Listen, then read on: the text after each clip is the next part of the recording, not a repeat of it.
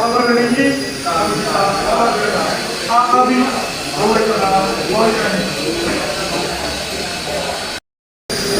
saya dan kelompok saya akan menjelaskan tentang cara pengukuran pada dial indikator dan boarding dan nama-nama komponen yang ada di dial indikator dan boarding.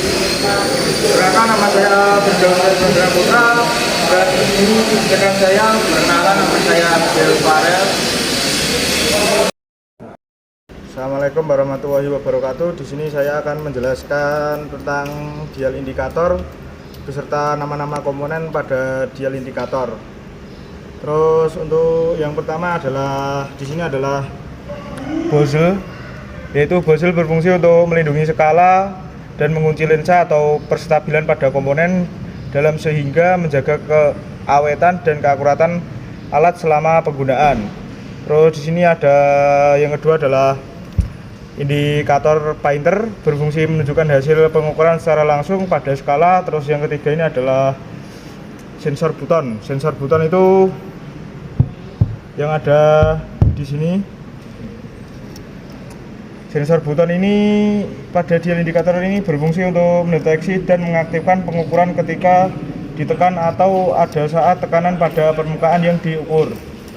Terus yang keempat itu adalah ini toolpot, yaitu pada dial indikator berfungsi sebagai dudukan atau penahan untuk memasang dial indikator pada posisi yang stabil selama pengukuran. Terus yang kelima ini adalah magnetic tool holder, yaitu berfungsi untuk menstabilkan alat, mempermudah permukaan pada penempatan logam dan memberikan fleksibilitas dalam pengukuran tanpa perlu penjepitan tambahan. Yaitu ini fungsinya untuk lebih perekat pada saat kita akan melakukan pengukuran. Terus yang keenam ini adalah gauge beam lock. Gauge beam lock ini berfungsi untuk mengunci posisi batang pengukuran gauge beam agar tidak bergerak selama pengukuran, agar pengukuran itu lebih akurat. Terus yang ini adalah seperti cetekan pada operation, yaitu ini berfungsi untuk on off kan magnet yang ada di bawah ini. Sebelum kita melakukan pengukuran, kita cari tempat yang cocok untuk tumpuan.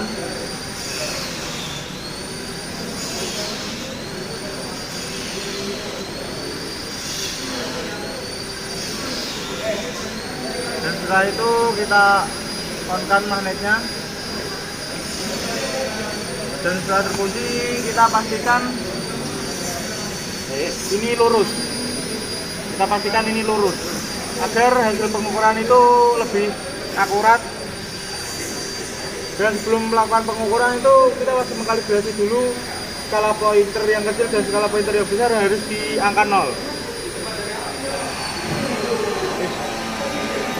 Saya akan menjelaskan cara pengukuran pada dial indikator. Terus sebelum kita melakukan pengukuran, kita wajib mengkalibrasi dial indikator ini ke angka 0. Seperti skala yang kecil ini, pointer yang kecil dan pointer yang besar ini harus ke angka 0. Seperti ini. Dan setelah itu cara mengukurnya kita putar pada bagian bis atau bisa disebut bis ini, kita putar ke depan. Kita cari titik kemiringan atau titik keolengan yang paling tertinggi sampai kembali lagi ke skala 0.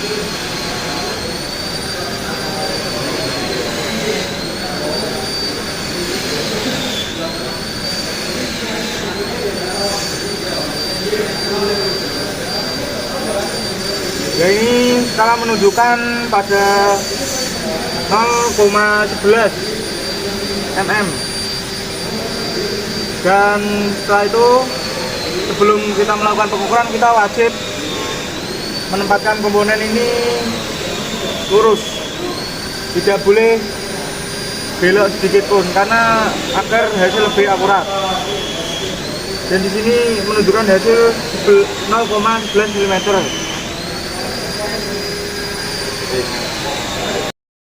Saya akan memperkenalkan nama-nama bagian dial bore gauge dan kegunaannya. Untuk yang pertama ini adalah dial gauge, yaitu dial gauge berfungsi untuk mengukur pergeseran atau penyimpangan penting atau penyimpangan kecil.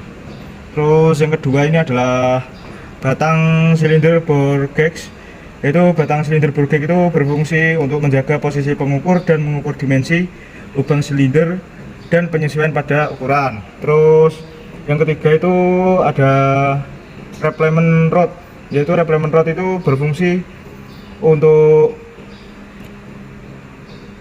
menyesuaikan ukuran pengukuran agar sesuai dengan ukuran lubang yang diukur, dan bisa juga untuk meningkatkan akurasi, memastikan pengukuran lubang dilakukan dengan persis. Terus ini adalah measuring point, yaitu measuring point berfungsi untuk mengukur dimensi lubang dan menjaga kotak dengan permukaan dan memberikan hasil pembacaan pengukuran yang akurat. Pertama-tama kita mengukur benda ini menggunakan jangka sorong atau vernier caliper, yaitu kita ukur kedalamannya. Anggap ini sumbu X, ini Y. Kita ukur sumbu X dulu.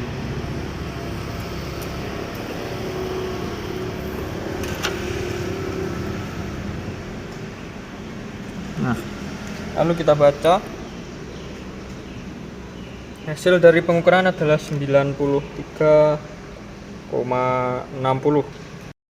Yang pertama-tama adalah cara pemasangan untuk dial bore gauge sendiri.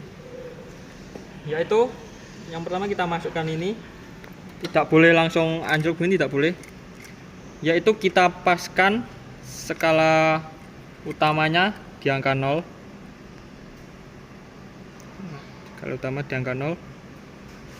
Lalu kita kencangkan.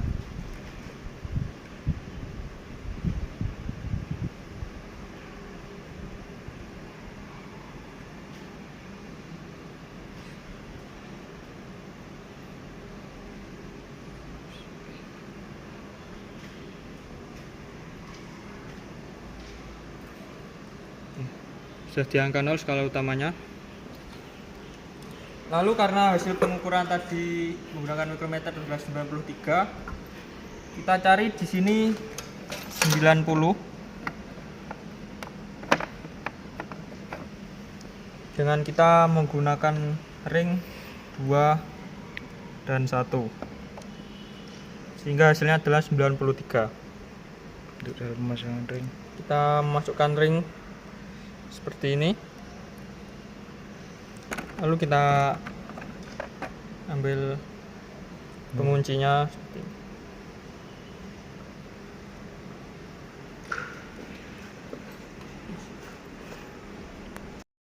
Sebelum mengukur, kita kalibrasi dulu dial bore gauge ini menggunakan mikrometer 75 sampai 100.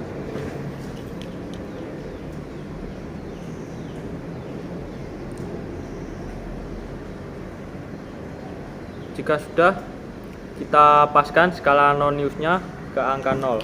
kita paskan skala nonius ke angka 0.